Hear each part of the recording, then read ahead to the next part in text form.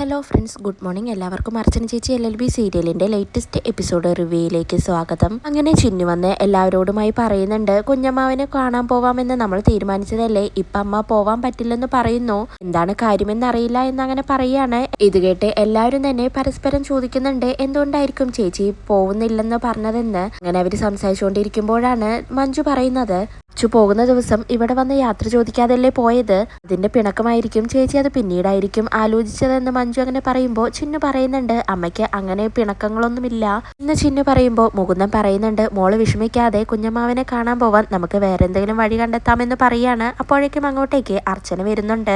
അനന്ത് എന്നിട്ട് അർച്ചനയോട് ചോദിക്കുന്നുണ്ട്, ചേച്ചി നമ്മൾ അച്ചുവിനെ കാണാൻ പോകാൻ തീരുമാനിച്ചതല്ലേ, പിന്നെന്താണ് ഇപ്പൊ പോകുന്നില്ലെന്ന് പറഞ്ഞതെന്ന് ചോദിക്കുകയാണ്. അർച്ചന അപ്പൊ പറയുന്നുണ്ട്, അച്ചുവിനെ കാണാൻ പോകണ്ട എന്നൊരു തീരുമാനം എനിക്കില്ല, ഇപ്പൊ പോവാൻ പറ്റില്ലെന്നേ ഞാൻ പറഞ്ഞുള്ളൂ. പോലീസ് ട്രെയിനിങ് ക്യാമ്പിലേക്ക് പോകുന്നതിന് ചില നിയമവശങ്ങളുണ്ട്. ഇവനെ കാണണമെങ്കിൽ ക്യാമ്പിൽ നിന്ന് മുൻകൂട്ടി അനുവാദം കിട്ടണം. ഞാനിപ്പോ അതിനുവേണ്ടി ശ്രമിച്ചുകൊണ്ടിരിക്കുകയാണ്. ഇതുവരെയും പെർമിഷൻ കിട്ടിയിട്ടില്ലെന്ന് അർച്ചന അങ്ങനെ പറയുമ്പോൾ മഞ്ജു ചോദിക്കുന്നുണ്ട്, അങ്ങനെയും പ്രശ്നങ്ങളുണ്ടോ എന്ന്. അർച്ചന ഇപ്പൊ പറയുന്നുണ്ട്, അതെ അങ്ങനെയും പ്രശ്നങ്ങളുണ്ട്. മുൻകൂട്ടി അനുവാദം വാങ്ങാതെ അവിടേക്ക് ചെന്നാൽ ക്യാമ്പിന്റെ ഗേറ്റ് വരെ മാത്രമാണ് നമുക്ക് പോകാനായി കഴിയൂ. ഇവര് നമ്മളെ അവിടെ നിന്നും തിരിച്ചയക്കും. കുടുംബാംഗങ്ങളെ കാണാനോ ഫോണിലൂടെ സംസാരിക്കാനോ ചില നിയന്ത്രണങ്ങളൊക്കെ ഉണ്ട്. ക്യാമ്പ് ഓഫീസർ അനുവദിക്കുന്ന സമയത്ത് മാത്രമേ നമുക്ക് അവിടെ ചെന്ന് അച്ചുവിനെ കാണാനായി കഴിയൂ. അവൻ ഇനിയിപ്പോ ആരെങ്കിലും കാണണമെന്നുണ്ടെങ്കിൽ അവൻ തന്നെ ക്യാമ്പ് ഓഫീസിൽ അപേക്ഷ കൊടുക്കണം. അത് പ്രകാരം മാത്രമാണ് ഫാമിലി മീറ്റ് അനുവദിക്കൂ എന്ന് അർച്ചന അങ്ങനെ പറയാണ്. ഇത് കേട്ട് ചിന്നുവിനാകെ സങ്കടാവുന്നുണ്ട്. അപ്പൊ പിന്നെ കുഞ്ഞമ്മാവനെ കാണണമെങ്കിൽ ഇനിയും കാത്തിരിക്കണല്ലേ അമ്മയെന്ന് ചോദിക്കുകയാണ്. അർച്ചന അപ്പൊ പറയുന്നുണ്ട്,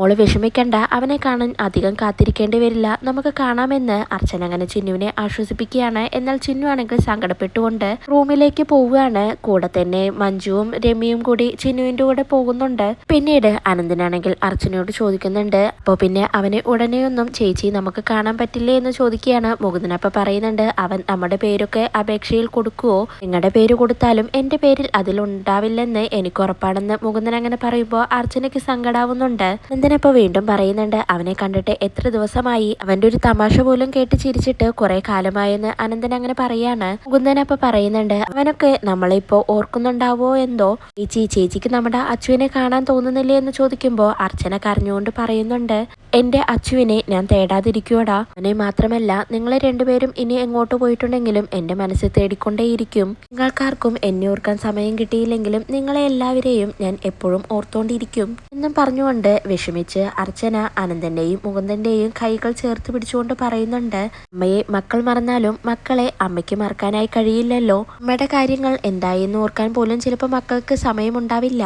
അത് ഒരിക്കലും അവരുടെ കുറ്റമല്ല, തിരക്കുകൾക്കിടയിൽ അവരാ മുഖങ്ങൾ മറന്നു പോകുന്നതാണ്. പക്ഷെ അവരെവിടെയാണെങ്കിലും അമ്മയുടെ മനസ്സ് വ്യാകുലപ്പെട്ടുകൊണ്ടേയിരിക്കും. അതാണ് അമ്മ മനസ്സെന്ന് പറഞ്ഞ് അർച്ചന അകത്തേക്ക് പോവുകയാണ്. ഇത് കേട്ട് മുകുന്ദനും അനന്തനും ഒരുപാട് സങ്കടാവുന്നുണ്ട്. പിന്നീട് മധുബാല താമസിക്കുന്ന റൂമിലേക്ക് ആ ഹോട്ടലിലെ റിസപ്ഷനിസ്റ്റ് വരികയാണ്. ഗുഡ് മോർണിംഗ് മാഡം, മാഡം 2-3 ദിവസം ഇവിടെ ഉണ്ടായിരുന്നില്ലല്ലോ, എവിടെ പോയി എന്ന് ചോദിക്കുമ്പോൾ മധുബാല പറയുന്നുണ്ട്, ഇല്ല അത്യാവശ്യ കാര്യങ്ങൾക്കായി പോവേണ്ടി വന്നു. അല്ല പിന്നീട് ആ അഡ്വക്കേറ്റ് അർച്ചന ദേവി ഇവിടെ വന്നിരുന്നോ എന്നങ്ങനെ മധുബാല ചോദിക്കുമ്പോൾ ആ സ്റ്റാഫ് പറയുന്നുണ്ട്, JK സാർ പോയതിനു ശേഷം അവരിവിടെ വന്നിട്ടില്ല എന്ന് ആ സ്റ്റാഫ് പറയുമ്പോൾ മധുബാല മനസ്സിൽ ചിന്തിക്കുന്നുണ്ട്, എങ്കിൽ പിന്നെ JK ഇപ്പൊ താമസിക്കുന്ന ഹോട്ടലിലേക്കായിരിക്കും അവൾ പോകുന്നത് എന്നും ചിന്തിച്ചുകൊണ്ട് ആ സ്റ്റാഫിനോട് വീണ്ടും ചോദിക്കുന്നുണ്ട്, അർച്ചനയുടെ വീട് എവിടെയാന്ന് നിങ്ങൾക്ക് അറിയുമോ എന്ന് ചോദിക്കുമ്പോൾ ആ സ്റ്റാഫ് പറയുന്നുണ്ട്, അവരുടെ വീട് എവിടെയാന്നൊന്നും എനിക്കറിയില്ല, പക്ഷേ അവര് സ്വന്തമായി ഒരു ഓഫീസ് നടത്തുന്നുണ്ട്, ഇവിടെ പോയി ചെന്നാൽ അവരെ കുറിച്ച് അറിയാം മാഡം എന്ന് ആ സ്റ്റാഫ് അങ്ങനെ പറയുമ്പോൾ മധുബാല പറയുന്നുണ്ട്,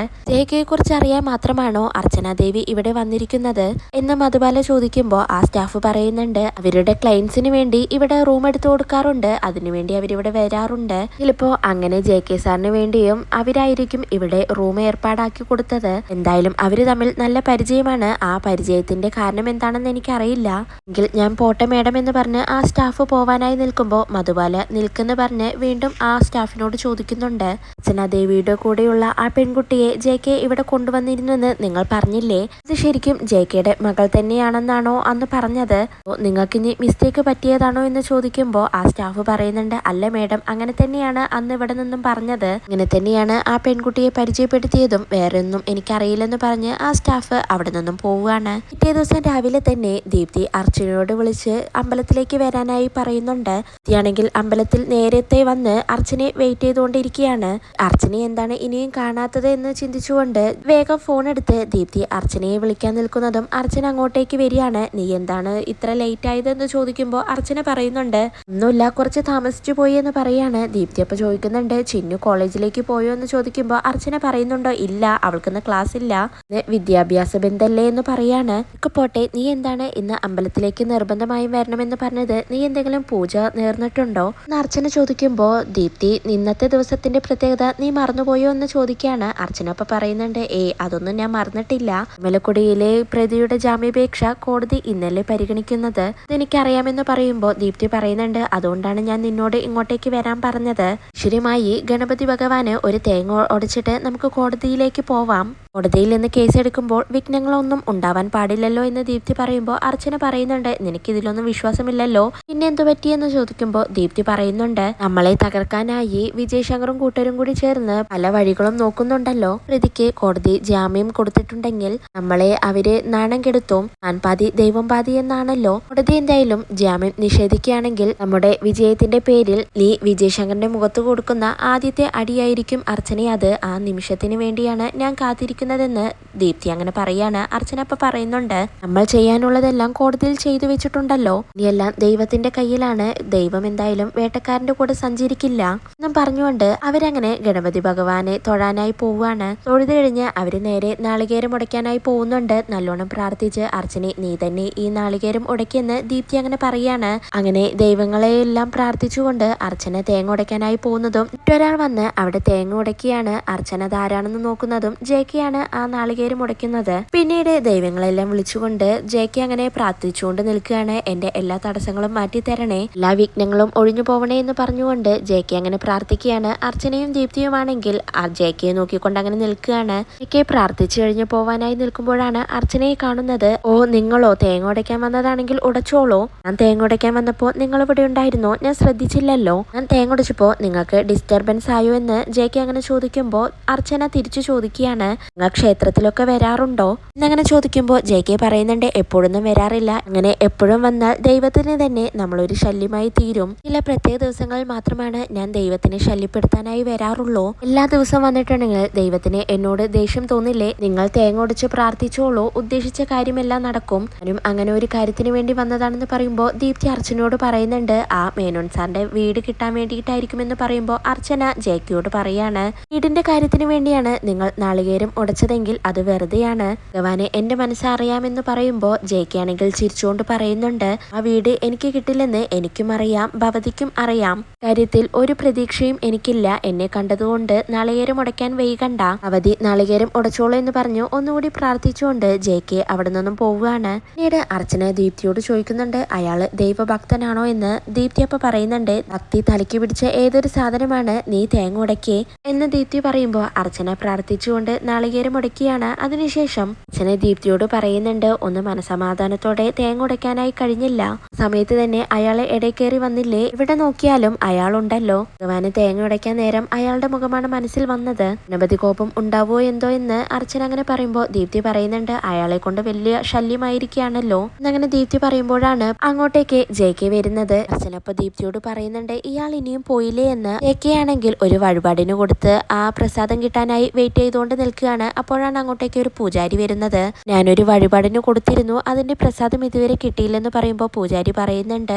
പൂജ കഴിഞ്ഞതിന് ശേഷം പേരും നാളും വിളിച്ചുകൊണ്ട് നിങ്ങൾക്ക് ആ പ്രസാദം തരുമെന്ന് പറയാണ്. ജെക്കെ അങ്ങനെ പ്രസാദത്തിന് വേണ്ടി വെയിറ്റ് ചെയ്ത് നിൽക്കുകയാണ്.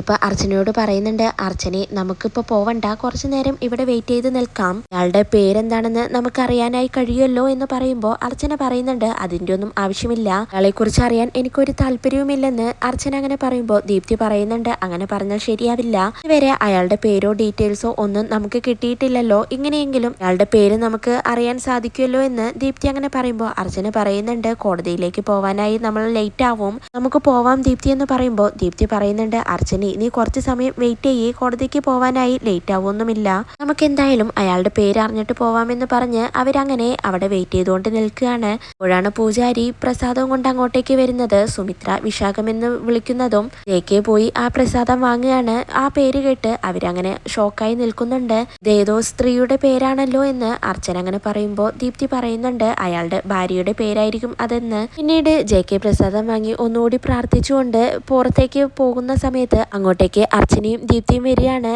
അവരെ കണ്ട് ജെ ചോദിക്കുന്നുണ്ട് നിങ്ങളെ വിനായകന് നാളികേരം ഉടച്ചിട്ട് ഇതുവരെ പോയില്ലേ, എന്തായാലും പോയി ഒന്നുകൂടി തൊഴുത് വിനായകന്റെ അനുഗ്രഹം വാങ്ങിച്ചോളൂ, അവധി ഇന്ന് മനസ്സിൽ ഉദ്ദേശിച്ച കാര്യം എന്തായാലും നടക്കും അനല്ലേ പറയുന്നത്, നടക്കുമെന്ന് പറഞ്ഞ് ജെ അവിടെ നിന്നും പോവുകയാണ്. അതിനുശേഷം അർച്ചനയും ദീപ്തിയും എല്ലാവരും കോടതിയിൽ എത്തുന്നുണ്ട്. കരിമലക്കുടിയിലെ പ്രതിക്ക് കോടതി ജാമ്യം നിഷേധിക്കുന്നതോടെ അർച്ചന ആ കേസിൽ ജയിക്കുകയാണ്. അർച്ചനയും ദീപ്തിയും വസുവും കൂടി കോടതിക്ക് പുറത്ത് വെച്ച് സന്തോഷം പങ്കിടുമ്പോഴാണ് അങ്ങോട്ടേക്ക് നാണം കെട്ട് വിജയശങ്കറും രവികുമാറും ജഗദീഷ് വക്കീലും കൂടി വരുന്നത്. ഇവരെ അങ്ങനെ കണ്ട് വസുവും ദീപ്തിയും കൂടി അവരെ കളിയാക്കുന്നുണ്ട്. ഇപ്പോഴേക്കും മറ്റു രണ്ട് വക്കീൽമാര് വന്ന് വിജയശങ്കറിനോട് ചോദിക്കുന്നുണ്ട് വക്കീലെ കരിമലക്കുടി കേസിലെ പ്രതിയുടെ ജാമ്യാപേക്ഷ തള്ളിപ്പോയല്ലേ, വക്കീല് തന്നെയല്ലേ അത് അറ്റൻഡ് ചെയ്തത് എന്ന് ചോദിക്കുമ്പോൾ ജഗദീഷ് വക്കീല് മറുപടി പറയുന്നുണ്ട് ഇത് അതിന് അന്തിമ വിധിയൊന്നും അല്ലല്ലോ എന്ന് പറയുമ്പോൾ ആ വക്കീല് പറയുന്നുണ്ട് എന്തായാലും തോൽവി തന്നെയല്ലേ എന്ന് പറഞ്ഞുകൊണ്ട് ആ വക്കീൽ അവിടെ നിന്ന് പോവുകയാണ്. പിന്നീട് ദീപ്തി ജഗദീഷ് വക്കീലിനോട് പറയുന്നുണ്ട്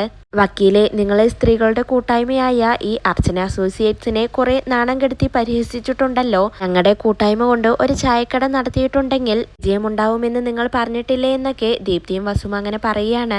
അച്ഛനപ്പ പറയുന്നുണ്ട് ചായക്കട നടത്താൻ മാത്രമല്ല നീതി നിഷേധിക്കപ്പെട്ടവർക്ക് അത് വാങ്ങിക്കൊടുക്കാനും സ്ത്രീകൾ മനസ്സ് വെച്ചാൽ നടക്കുമെന്ന് നിങ്ങൾക്കിപ്പോ മനസ്സിലായില്ലേ എന്നങ്ങനെ അർച്ചന പറയുമ്പോൾ വിജയശങ്കർ പറയുന്നുണ്ട് സുപ്രീം കോടതിയുടെ വിധി വന്നതുപോലെയാണല്ലോ നിങ്ങളുടെ സംസാരം എന്നങ്ങനെ പറയാണ്. ദീപ്തി അപ്പൊ അതിന് തിരിച്ചു മറുപടി കൊടുക്കുന്നുണ്ട് സുപ്രീം കോടതി വരെ പോവും സാർ, ഞങ്ങൾ ഇവിടെയും അർച്ചന അസോസിയേറ്റ്സ് ഉണ്ടാവുമെന്ന് ദീപ്തി അങ്ങനെ തിരിച്ചു മറുപടി കൊടുക്കുകയാണ്. അത് കേട്ട് അർച്ചനയ്ക്ക് ഒരുപാട് സന്തോഷാവുന്നുണ്ട്. വിജയശങ്കറും കൂട്ടരുമാണെങ്കിൽ ആകെ നാണം കെട്ട് അങ്ങനെ നിൽക്കുകയാണ്. ഇതോടെയാണ് ഇന്നത്തെ എപ്പിസോഡ് അവസാനിക്കുന്നത്.